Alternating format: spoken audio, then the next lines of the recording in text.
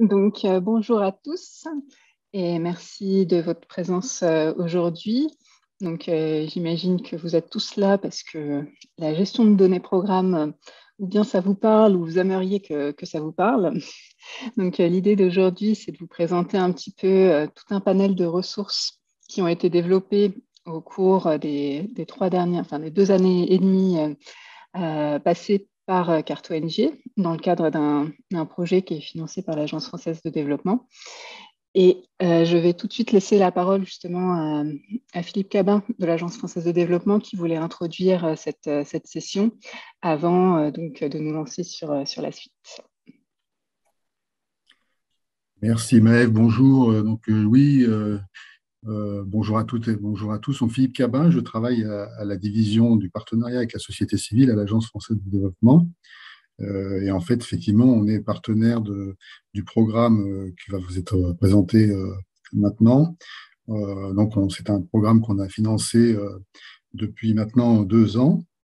Alors, pour rappel quand même, la plupart d'entre vous connaissent le fonctionnement de l'AFD du financement de la société civile, mais disons que simplement pour rappeler qu'on finance des projets de terrain et on finance aussi ce qu'on appelle dans notre jargon des projets de structuration du milieu associatif, c'est-à-dire des projets qui accompagnent les organisations de la société civile dans leur développement, dans leur développement de réseau, dans leur fonctionnement, dans leur professionnalisation. Et donc, le projet qui nous avait été proposé il y a 2 ans par CartoNG, donc de mise à disposition, à la fois disons, de sensibilisation, de mise à disposition d'outils et de ressources pour la gestion des données programmes pour la société civile, nous semblait particulièrement intéressant. Et c'est la raison pour laquelle, enfin, intéressant et innovant aussi, c'est la raison pour laquelle on l'a soutenu et donc on le soutient maintenant depuis 2 ans, presque 3 ans. Et on est en cours de discussion pour un éventuel renouvellement de ce soutien. Voilà, donc nous, on croyait à ce programme et je dois avouer que voilà, 2 ans après, vous allez pouvoir le constater, les outils et les ressources qui y sont proposés par CartoNG dans le cadre de ce programme sont particulièrement, nous semble-t-il, intéressants et utiles pour votre pratique professionnelle. Nous, on les a à l'AFD, on nous les a présentés et on est tout à fait conscient que c'est un programme particulièrement utile. Et donc, on est très heureux de partager ça avec vous et de permettre à CartoNG de diffuser au maximum ces outils et ces ressources. Donc, vous allez voir qu'elles sont particulièrement intéressantes. Je m'arrête là parce que je sais que le temps est compté. Merci. Merci beaucoup Philippe pour cette introduction élogieuse. De notre côté, juste pour information, moi-même, je me présente rapidement, Maëve de France. Je suis la coordinatrice de ce projet de structuration du milieu associatif et je vous le présente avec Brice, que je te laisse te présenter. Bonjour tout le monde. Je m'appelle Brice Prévost, je suis chargé de projet à CartoNG et donc j'assiste Maëv dans la coordination et l'implémentation de ce projet. Et aujourd'hui, on a également deux partenaires du projet, Annabelle Rodriguez et François Campagne, donc Annabelle de Max Havelaar France et François d'Handicap International, qui vont être aussi là pour vous aider à vous projeter un peu plus sur ce type de ressources pour les organisations qui ne sont pas vraiment dedans aujourd'hui, qui sont là pour un peu faire du lien sur les aspects pratiques. Avant de vous présenter un petit peu l'ordre du jour, juste pour vous indiquer que ce webinaire est enregistré et sera disponible après coup. S'il y a des gens que ça dérange, n'hésitez pas à couper vos vidéos, etc. On va vous expliquer un petit peu le pourquoi ces ressources, hein, d'où vient l'idée de ce projet. Vous présenter également les ressources d'intérêt elles-mêmes. On va vous faire une petite démonstration également des ressources du projet et du portail sur lesquels toutes ces ressources sont disponibles et on vous laissera un petit temps d'échange également pour ceux qui le souhaitent. Mais je vais peut-être déjà laisser la parole à Annabelle et François si vous voulez vous présenter en plus de détails. Bonjour à tous et à toutes. Donc, Annabelle Rodriguez de Fairtrade Max Havelaar France et plus précisément, je suis responsable données information spécialisée dans traçabilité et transparence pour le Fairtrade. Bonjour tout le monde, François Campagne donc de Handicap International. Je suis spécialiste en gestion des données opérationnelles, donc en lien directement avec les programmes sur l'ensemble des terrains. Merci à tous les deux d'être là avec nous aujourd'hui. Donc, vous donnez un petit peu l'historique du pourquoi ces ressources. Donc, comme l'expliquait Philippe tout à l'heure, c'est un projet qui a vocation à renforcer la gestion des données programmes des ONG francophones. On a deux objectifs principaux dans ce projet, à la fois accompagner stratégiquement les sièges des organisations dans leur prise en compte des enjeux de la gestion de données, donc au sens large, que vous compreniez mieux quels sont un petit peu les gros choix technologiques qui peuvent être faits. En gros, vous aider à mieux appréhender au niveau des sièges, parce que j'imagine que c'est surtout des gens des sièges qui sont là aujourd'hui, appréhender un petit peu mieux le sujet. Et on rentrera dans un petit peu plus de détails après. Et un gros volet aussi pour accompagner les équipes terrain des ONG avec beaucoup de ressources pratiques très opérationnelles pour leur permettre vraiment, quand ils se posent la moindre question technique autour de ces sujets, de trouver des réponses à leurs questionnements.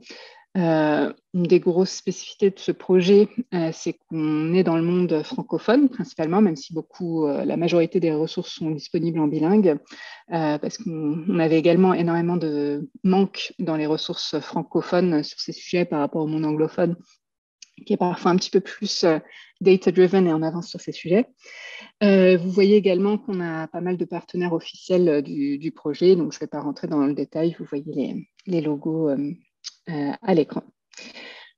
Donc, on a vraiment démarré ce projet en voulant faire un peu un état de l'art de quelles étaient les pratiques et les besoins des ONG en gestion de données programmes pour informer un peu toute la suite du projet, décider quels étaient les sujets clés sur lesquels le secteur avait besoin d'aide.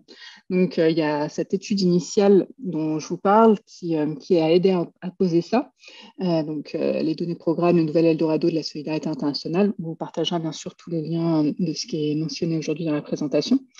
Et donc, cette étude voulait à la fois présenter les pratiques, les besoins, les enjeux, et mettre des recommandations, mais surtout essayer de poser un petit peu la définition du sujet. Qu'est-ce que la gestion de données programmes, terme que d'ailleurs on a posé en français au début de ce projet, parce que les termes entre les ONG de développement, les ONG humanitaires étaient parfois différents, on mettait des choses différentes sur cette terminologie.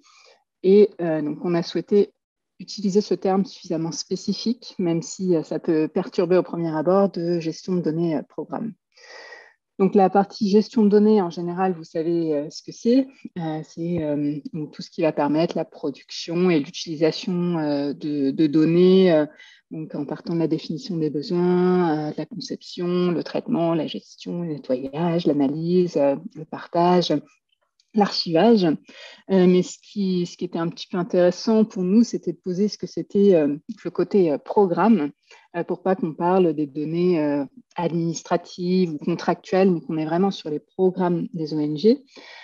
Donc, ça va être les données pour le suivi et évaluation, par exemple, pour connaître la qualité des interventions, pour alimenter le reporting, que ce soit le reporting vers les bailleurs, mais surtout aussi le reporting vers les populations. Donc là, vous voyez 3-4 exemples à l'écran. Par exemple, une ONG environnementale qui souhaite collecter des informations sur les causes de la déforestation, donc qui a des outils dédiés pour ça.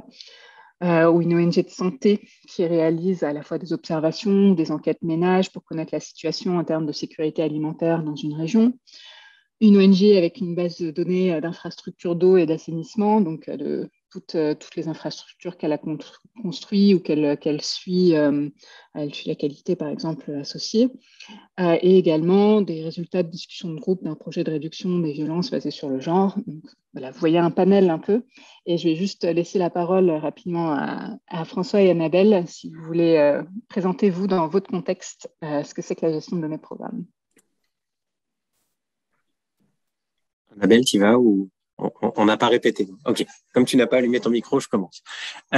Donc, la gestion des données programmes chez Handicap, ça ressemble beaucoup à ce que vous avez présenté. Clairement, on a commencé avec ça et je dirais particulièrement avec des enquêtes qualitatives. Donc, beaucoup de données. On s'est beaucoup inspiré donc, de la collecte de données mobiles, ce qui génère très vite beaucoup de données.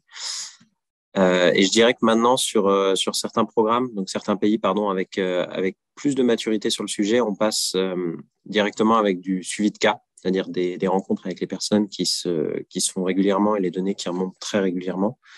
Et on a intégré la collecte et l'analyse des données secondaires aux données OP, simplement parce qu'on s'est rendu compte que beaucoup de choses qu'on collectait avaient déjà été collectées et étaient disponibles ou sur des portails d'open data ou sur des sites gouvernementaux. Donc on arrête de collecter ce qui a déjà été fait. Voilà. Mais grosso modo, nous, c'est tous les exemples que vous avez mis là. De l'autre côté, les données les plus classiques, ça va être des données en fait qui sont issues d'enquêtes annuelles et qui vont décrire les coopératives et les plantations certifiées Fairtrade et qui sont collectées surtout à des fins de preuve d'impact ou de plaidoyer ou de communication. Juste un exemple pour que ce soit plus concret, ça peut être des montants annuels et des catégories d'utilisation de la prime de commerce équitable pour donc l'ensemble des coopératives pour une matière première donnée ou une région donnée.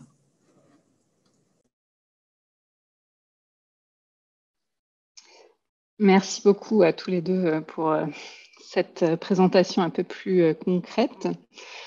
Et donc, juste pour continuer un petit peu au-delà de ce périmètre en termes de définition, on avait dans le cadre de cette étude essayé de voir quels étaient les sujets prioritaires des ONG. Donc, on avait fait une enquête où il y avait plusieurs dizaines d'ONG qui avaient répondu. Et leur priorité en termes de sujets, c'était comment choisir une solution, comment avoir des outils qui sont responsables en termes de gestion de données, donc en termes de protection des données en particulier, la question de la qualité, le contrôle qualité des données, la question de comment analyser ces données, de partager ces données, tout ce qui est en lien avec la conception simple de bases de données, également la visualisation simple cartographique. Donc, vous verrez qu'il y a beaucoup de ressources qui tournent autour de ces sujets. Et le projet ayant démarré avant le Covid, on s'est retrouvé également en début de projet à gérer ce contexte et donc à développer énormément de ressources pour aider les ONG à adapter leurs pratiques de distanciation physique et de non-accès au terrain souvent ou aux populations en termes de gestion de données. Très rapidement, pour vous dire que voilà, il y a énormément d'enjeux également que les ONG ont remontés par le biais de cette enquête, que ce soit la question de la culture des données, des stratégies solides et cohérentes en gestion de données, aussi tout ce qui est les responsabilités claires, parce que le périmètre métier, on va dire, de poste est très, très peu défini dans le secteur, ou en tout cas en fonction des secteurs dont on parle, entre l'humanitaire et le développement. La question de comment mieux maîtriser son environnement technologique et pas se laisser, on va dire, convaincre par le dernier commercial qu'on a vu en termes de choix de solutions. La question de l'infosobriété, ne pas collecter trop de données. Les ONG se retrouvent parfois dans cette situation, alors qu'il y a 10 ou 20 ans, c'était plutôt qu'elles n'en avaient pas assez. La gestion responsable de données, comme on l'a déjà dit, et je ne vais pas rentrer dans les enjeux connexes, mais vous voyez également un deuxième visuel qui montre à quel point c'est important pour que les ONG soient accompagnées sur ces sujets, de multiplier un peu tous les formats d'apprentissage, que ce soit l'échange entre pairs, la formation, l'autodiagnostic. Donc, c'est aussi quelque chose qu'on a essayé de prendre en compte au mieux dans le cadre du projet. Et maintenant, pour rentrer vraiment sur la question des ressources elles-mêmes, donc, je vais déjà vous présenter dans les grandes lignes les ressources qu'on a développées, tournées vers justement les sièges des organisations. Et on regardera un petit peu ensuite celles qui sont plus pratico-pratiques. Donc, pour les sièges des ONG, déjà, on a développé un certain nombre d'études un peu structurantes, comme celle dont je vous parlais à l'instant, mais également une sur justement les pratiques en formation, soit des ONG, mais également comment est-ce que les instituts de formation, les universités peuvent mieux prendre en compte ce sujet pour que les futurs professionnels l'appréhendent au mieux au quotidien quand ils rejoignent le secteur. Également un pack en ressources humaines, donc comment, avec des matrices de compétences, des scénarios un peu organisationnels en termes de postes, etc., réfléchir à mettre en place en termes humains la gestion de données dans leurs organisations. On a également une revue de veille où tous les 2 mois, on partage une newsletter avec toutes les ressources du secteur qui nous semblent intéressantes, qu'on souhaite promouvoir auprès des OSC qui sont intéressés. On a également des études de cas pour aider les ONG à se projeter en gestion de données. Et le deuxième volet tourné vers les sièges des ONG, c'est justement ce côté à la fois journée d'échange. Donc, on a 2 fois par an qu'on organise quand c'est possible en présentiel pour permettre justement aux ONG d'apprendre en peer-to-peer et de voir comment ça se passe dans les autres organisations pour justement aider soi-même à se projeter en termes de gestion de données. On a des webinaires de sensibilisation, donc un peu comme celui d'aujourd'hui, sauf qu'en général, ils sont plus liés à une thématique particulière. Donc, par exemple, si vous voulez faire votre diagnostic en gestion de données au niveau de votre organisation, on a un webinaire que vous pouvez suivre pour vous accompagner là-dessus. On a fait des retours d'expérience d'ONG anglophones plus en avance et plus structurés sur ces sujets, comme Oxfam ou WaterEd, qui sont également disponibles sur la chaîne YouTube que j'ai partagée tout à l'heure, ou des sessions comme celle qu'on a fait en mai-juin sur comment remettre l'humain au centre de la gestion de données, ou quels sont les liens entre gestion de données et transformation digitale. Je ne rentre pas dans beaucoup de détails, mais vous pouvez également les retrouver sur notre chaîne YouTube, les vrais risques en protection de données, etc., etc. Et on a également, sur ce volet stratégique, des études comparatives qui répondent à ce besoin d'être plus outillés en termes de sélection logicielle. Donc, des enquêtes, des études comparatives sur la collecte de données sur mobile ou les outils de collecte à distance, les outils de cartographie en ligne pour les débutants. Également une liste de contrôle pour la sélection d'outils numériques de façon responsable. Donc, voilà, la présentation vous sera également partagée dans le chat d'ici la fin de la session si vous voulez vous référer directement au lien en question.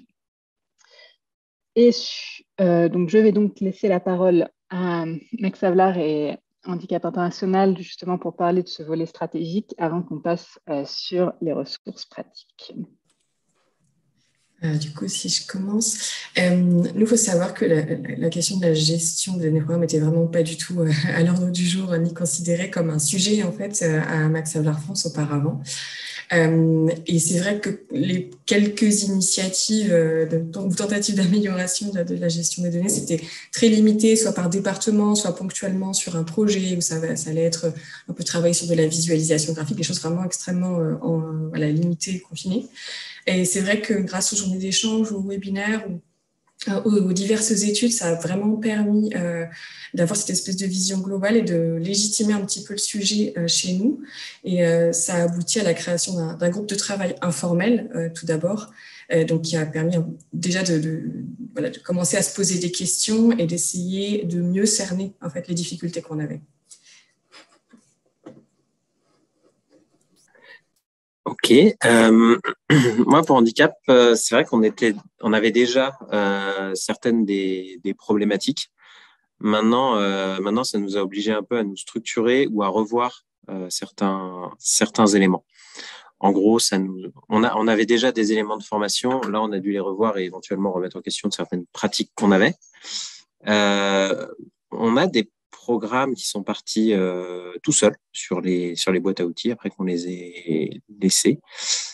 On a voulu et on veut toujours, c'est en cours de lancement, lancer l'auto-diagnostic. C'est quelque chose que je recommande. Alors nous, on a un peu traîné à le faire parce qu'on était sur un sujet différent. On était sur la protection des données. Du coup, on a terminé le premier sujet et on a enchaîné là-dessus.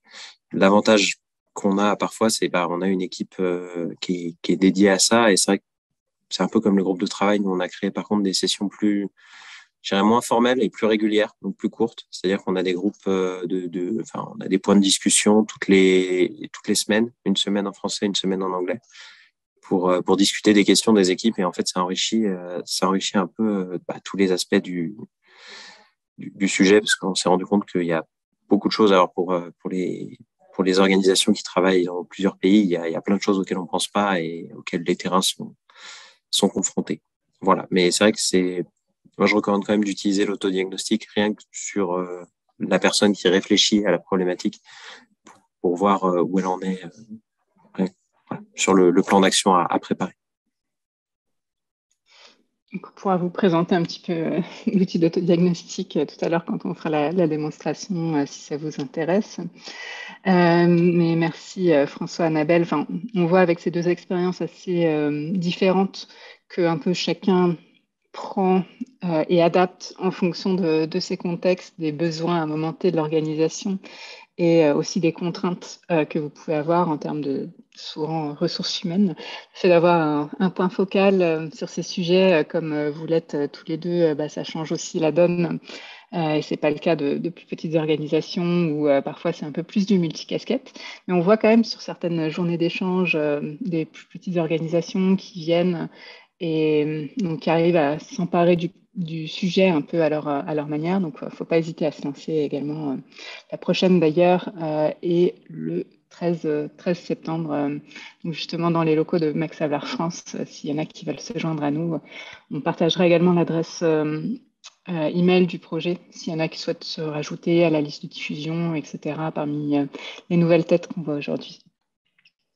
Et donc, sur les ressources plus pratiques pour les terrains des ONG, qui peuvent être particulièrement utiles d'ailleurs pour les petites organisations, notre priorité, ça a été de travailler des boîtes à outils pratiques, donc, qui correspondent dans les grandes lignes au sujet que vous avez pu voir, qui étaient les priorités qui étaient sorties de l'enquête 2020. Donc, vous voyez, par exemple, une boîte à outils sur Excel, sur la prise en main, comment exceller sur le terrain. Les boîtes à outils, analyse de données, visualisation de données aussi, qui sont des aspects méthodologiques qui sont trop souvent pas la priorité numéro 1. Tout le monde est focalisé sur la collecte.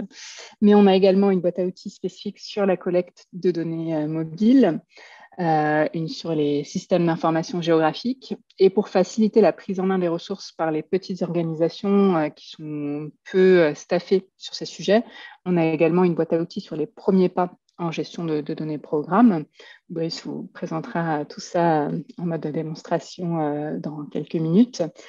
Et clairement, l'objectif, donc elles ne sont pas toutes disponibles en bilingue. On a priorisé quand même avant tout le français, vu l'objectif du projet.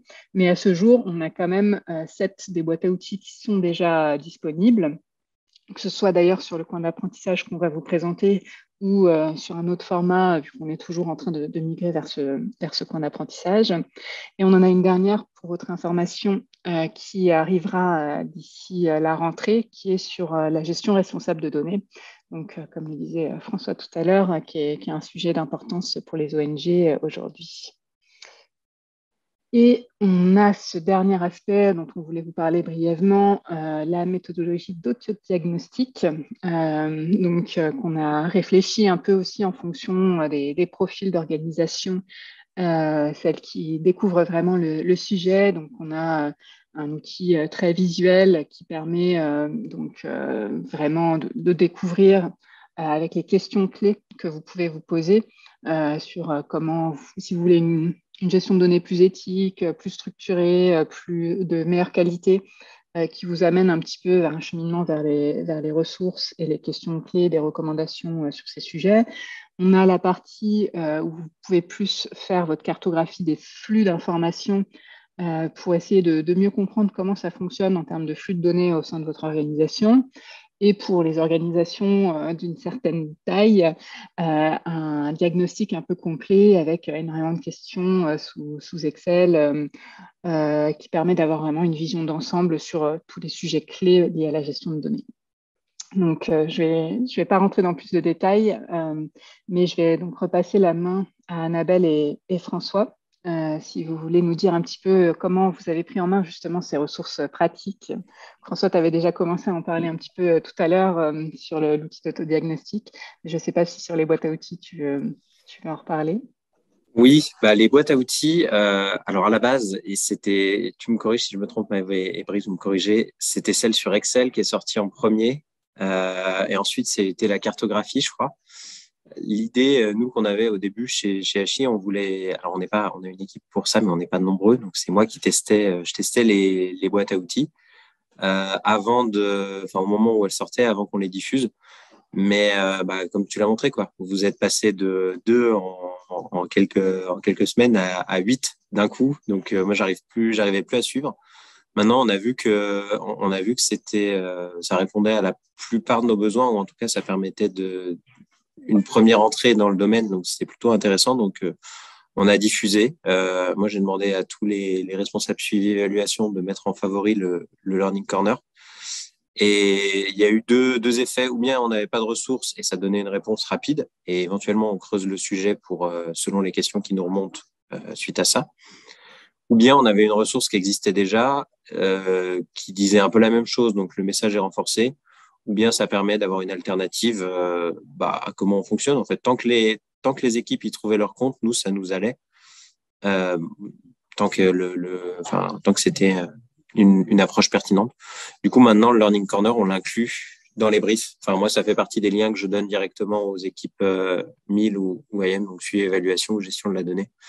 Ça va direct avec, comme ça. C'est plus simple pour moi de savoir qui a accès à quoi. Voilà.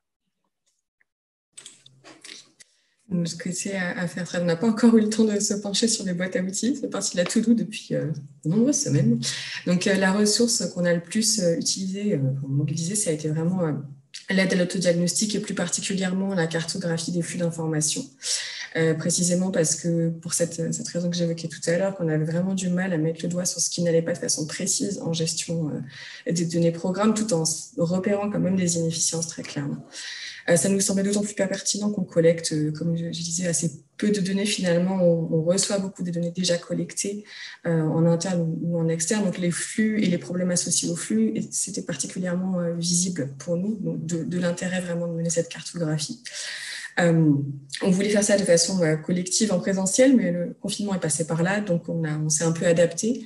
On a fait en fait avec ce petit groupe de travail informel des sous-groupes, chaque personne du groupe de travail allant avec un département, un pôle, par exemple communication, plaidoyer, pour commencer à cartographier les flux d'informations pour leur département.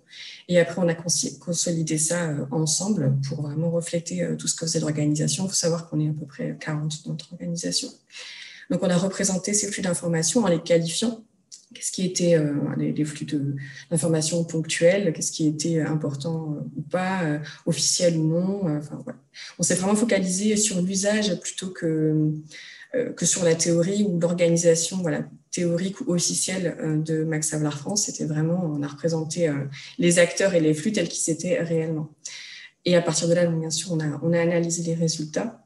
Donc, je vous donne juste quelques exemples de résultats parce que sinon, je vais prendre tout le temps. Mais on s'est rendu compte, donc, grâce à cet exercice-là, qui a été donc solidé de façon collective, qu'on avait énormément de partage de données par email, que ce soit des données ponctuelles, donc, des sortes de one-shot, ou même des données qui étaient partagées régulièrement, ou des données, par exemple, des données annuelles de la production de café Fairtrade, par exemple. Parmi ces données-là qui étaient partagées très fréquemment, la grande majorité était en fait disponible sur notre serveur et du coup accessible par tous, ou bien envoyée par un canal formel. Mais voilà, finalement, cette méthode d'accès était assez peu utilisée.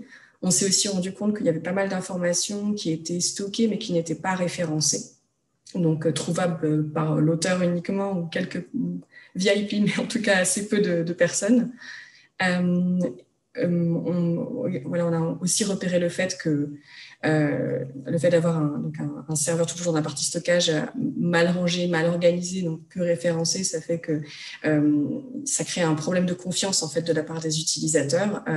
Et dans le doute, il y avait à nouveau cette sollicitation de est-ce que cette donnée est fiable, est-ce que je peux l'utiliser, et si oui, quelle est la dernière version, est-ce que vous pouvez me l'envoyer par email. Encore une fois, ce mécanisme de partage d'informations. Et bien sûr, aligné avec ça, énormément de doublons dans le partage de données. Donc, ça a été déjà intéressant cet exercice en tant que tel, parce que ça a donné lieu à des actions correctives finalement assez simples, mais qui nous ont beaucoup aidé. Par exemple, je parlais de ce souci de référencement. Après ça, on a mis en place un document central tout bête qui référence toutes les ressources clés et qui est maintenu. Ou encore une autre solution aussi très simple, c'est que maintenant, il y a des personnes qui sont clairement identifiées pour tout ce qui a trait à la gestion des données Fairtrade. Donc, pareil, ça paraît vraiment très, très simple, mais même ça, avant, trouver un bon interlocuteur, ce n'était pas quelque chose d'évident pour nous. Et finalement, je pense, un des résultats peut-être plus intéressants encore de l'exercice, mais qu'on a découvert un peu après coup, c'est que on a vraiment pris conscience qu'il fallait penser les solutions de façon globale et vraiment plus par département pourvoyeur de données ou par type de sujet ou juste sur de la visualisation, juste sur de l'Excel. Il fallait vraiment qu'on ait une approche un peu plus globale. Et ça a été vraiment un levier, cet exercice, pour embarquer en fait toute l'équipe avec nous. Donc, on est de moins en moins vu comme une sorte de groupe d'experts qui viennent rajouter des contraintes, par exemple sur la confidentialité des données, mais plutôt sur un groupe sur lequel on peut s'appuyer pour travailler plus efficacement au quotidien. Et finalement, donc, grâce à cet exercice et puis à tout ce qui en a suivi, le groupe de travail un peu informel s'est structuré en une unité. On est 3, c'est déjà bien. Et avec une vision, un mandat, des activités et accessoirement un budget. C'est pratique parce que ça crée plein de choses possibles. Merci Annabelle. Et juste pour réagir par rapport aussi à ce que disait François sur les boîtes à outils, donc on a eu en termes d'historique, il y a la boîte à outils de collecte de données mobiles qui existe depuis plusieurs années. Dans le cadre du projet, on a plutôt juste remis à jour. Ensuite, c'est la boîte à outils SIG qui est sortie.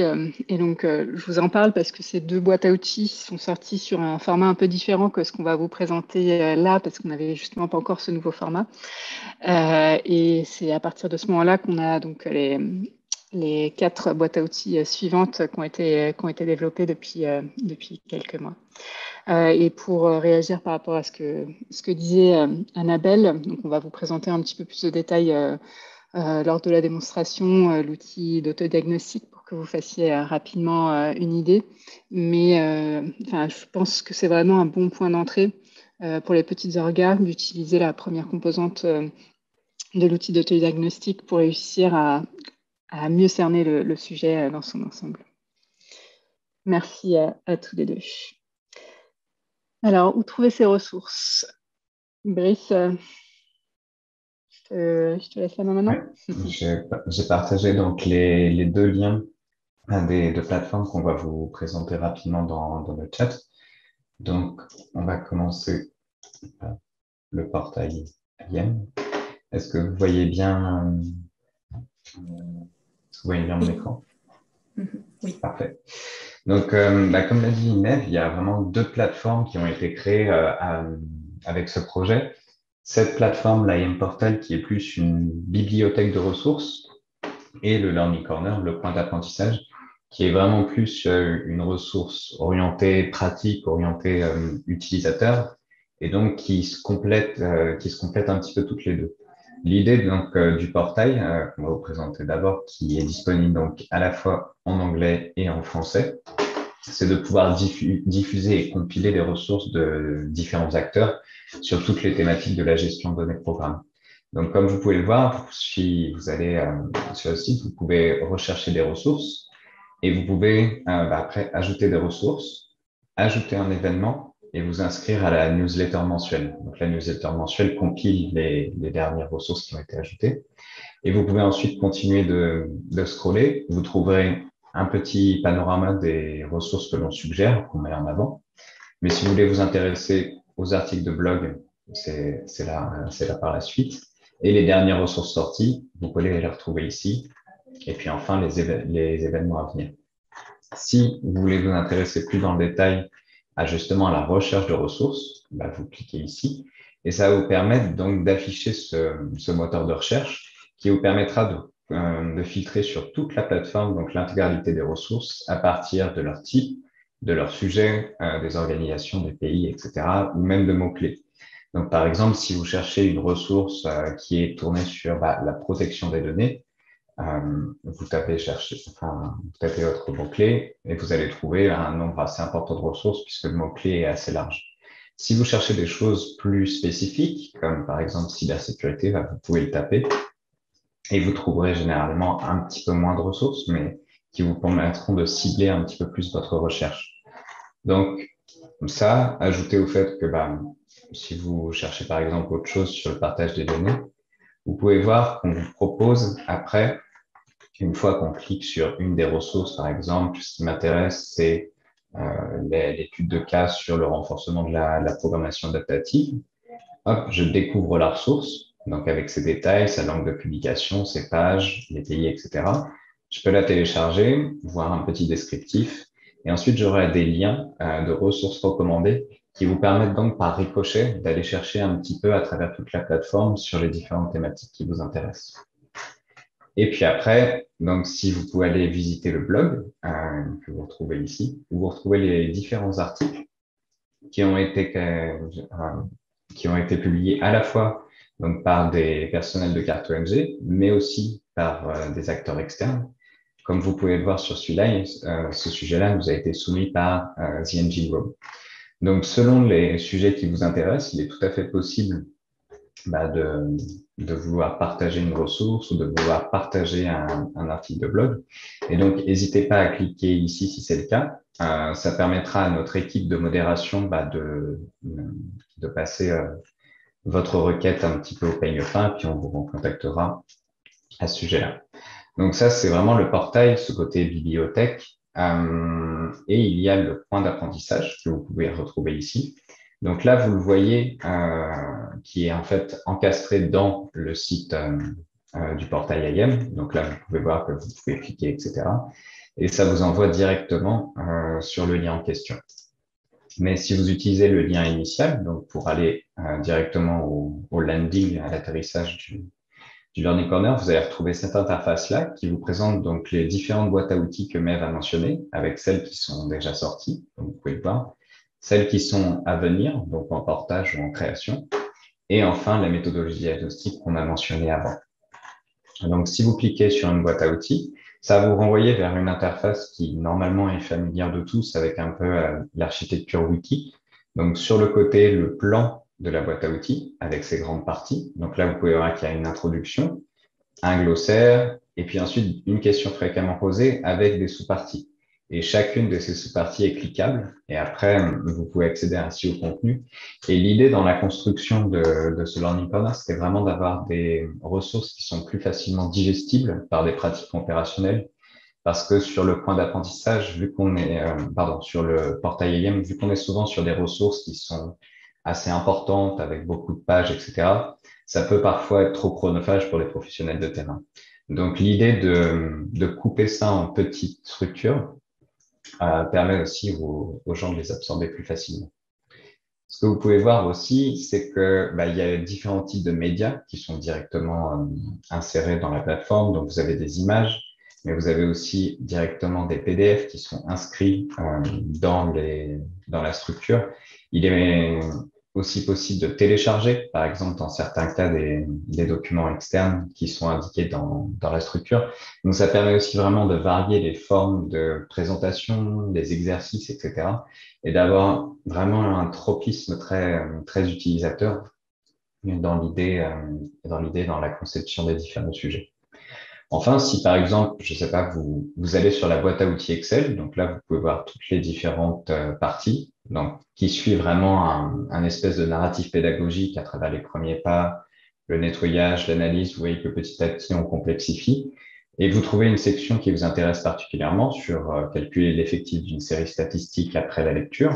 Et la personne peut par exemple la télécharger et ensuite peut la consulter ultérieurement ou l'imprimer, etc. Donc, ça permet aussi vraiment de découper l'apprentissage et l'utilisation autant à la temporalité des acteurs de terrain. Et c'est ça vraiment la différence principale, on va dire, entre les deux plateformes, outre que le fait que le portail soit vraiment centré sur les boîtes à outils.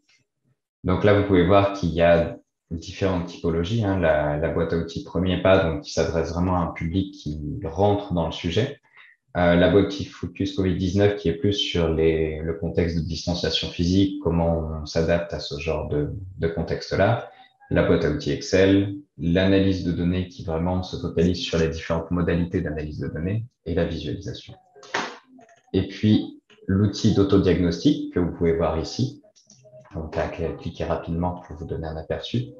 Comme disait Mev, il y a vraiment une logique tripartite dans cet outil. C'est-à-dire que vous avez une première forme qui permet de découvrir le sujet et qui a vocation à essayer d'établir un lien avec des publics qui sont loin de ce sujet-là.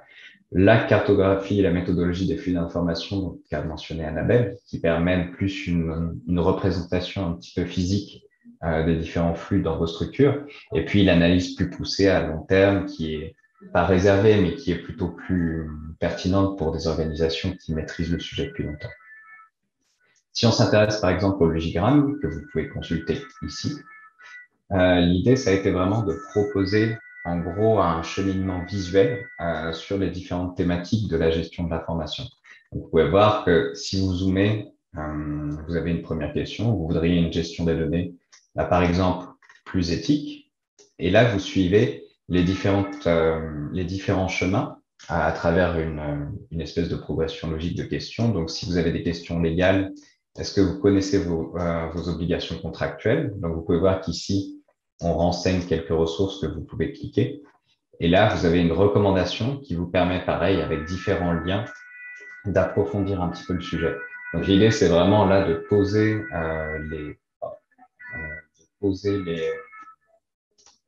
pardon, je ne sais pas où je suis. De poser les différents grands sujets de la gestion de données et de pouvoir avoir un premier contact avec vos équipes. Voilà. Je ne sais pas s'il y a des questions à ce sujet, je vais partager le lien dans le chat. Et si ça vaut la peine de revenir sur les deux autres composantes ou pas.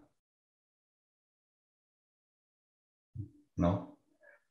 Bon, si c'est donc je m'arrêterai là, mais n'hésitez pas après si vous avez des questions, on pourra revenir là-dessus. Merci.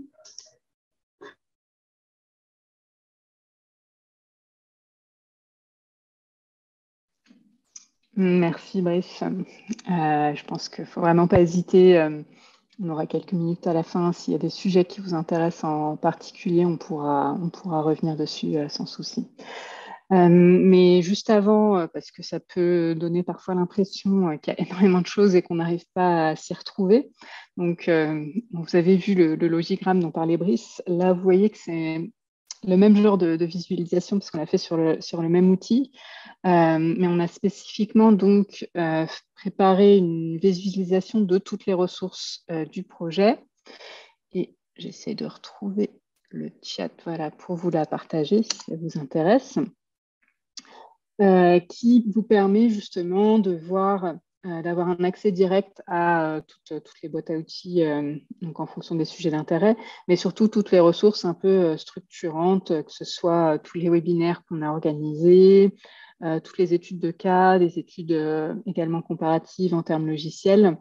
Voilà, c'est un petit peu plus simple pour vous d'avoir une vision de tout ce qui a été fait par ce biais-là. Donc, comme ça, vous avez le lien qui est disponible.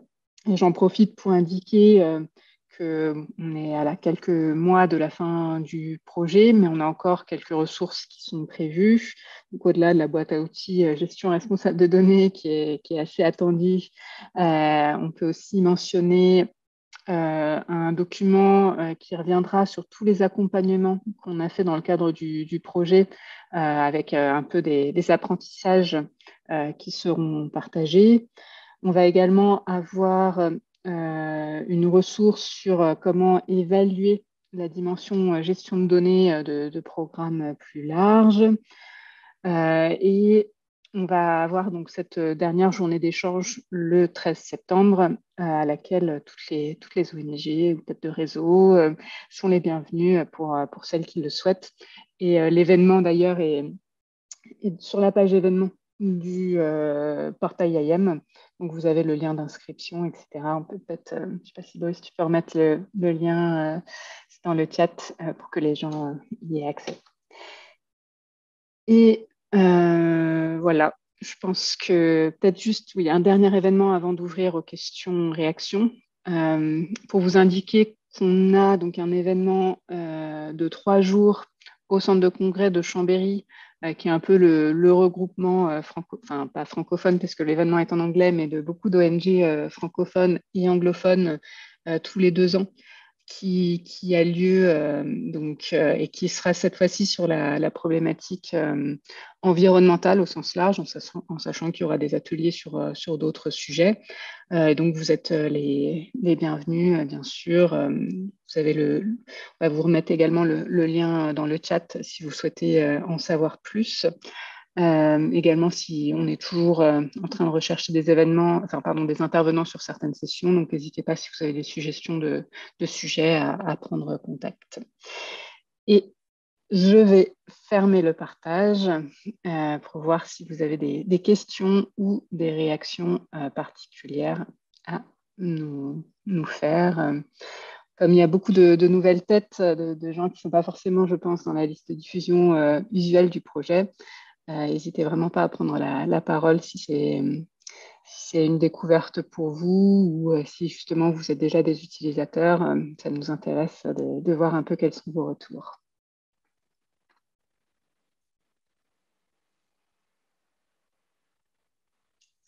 Également, si vous avez des questions pour nos 2 témoins, Annabelle et François, je pense qu'ils seront ravis de répondre à vos questions.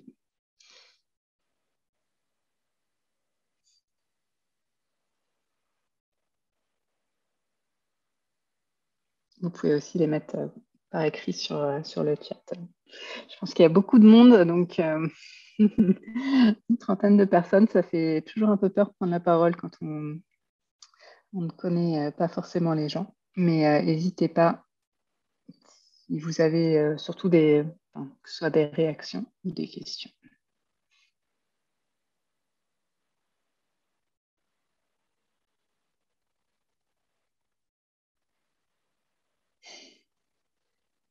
Je ne sais pas si en attendant, voir s'il y en a qui... Parce que je vois que les gens restent connectés, donc ça veut dire qu'ils sont quand même intéressés.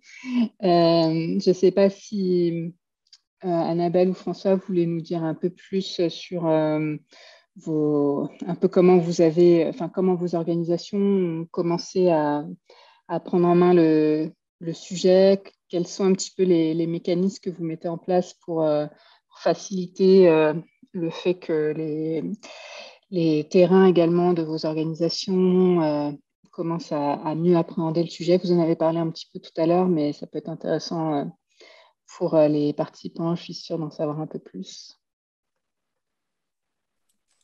Je commence, François. Ça va aller assez vite parce qu'on est tout juste dans ce process-là. C'est vrai qu'on s'est pour le moment beaucoup nous centrer sur ce qu'on fait à Max Havelaar France, donc parmi les 40 personnes de l'équipe.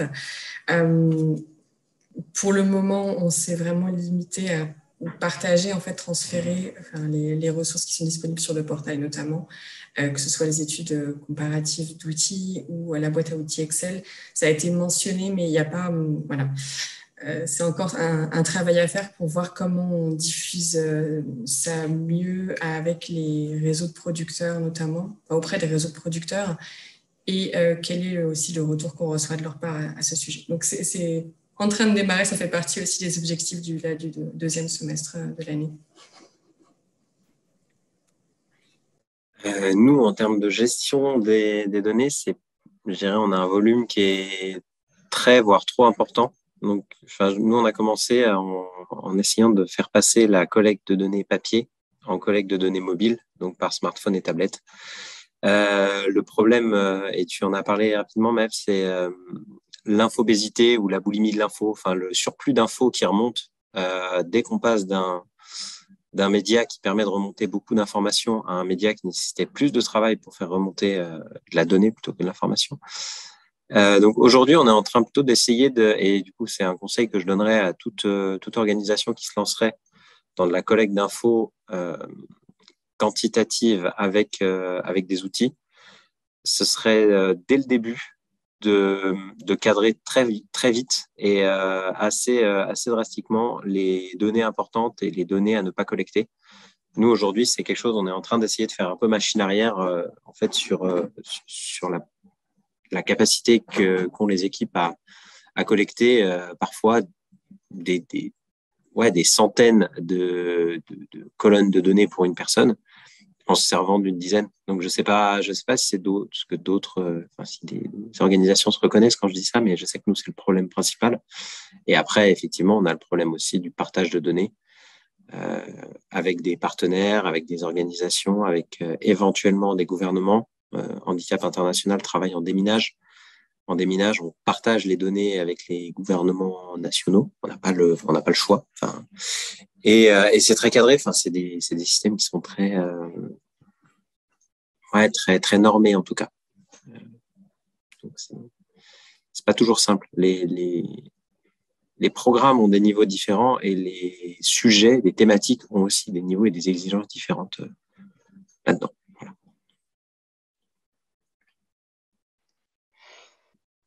J'espère que ces témoignages vous ont parlé. Je vous propose qu'on en reste là s'il n'y a pas de questions spécifiques. N'hésitez vraiment pas à prendre contact directement si c'est des sujets qui vous intéressent, que vous souhaiteriez être tenu un peu plus au courant, être dans la liste de diffusion du projet ou la liste de diffusion justement de cette veille qui est faite tous les 2 mois. Également, on vous encourage vraiment à aller balayer un peu tous les liens, ils sont peut-être un peu nombreux, et qui ont été partagés parce que c'est une bonne manière de rentrer un petit peu dans le sujet. Et si vous avez des suggestions de comment est-ce qu'on pourrait améliorer les ressources pour les rendre plus utilisables par vos types d'organisations, n'hésitez vraiment pas à nous le faire. Je ne sais pas si Brice ou Philippe, vous voulez rajouter quelque chose?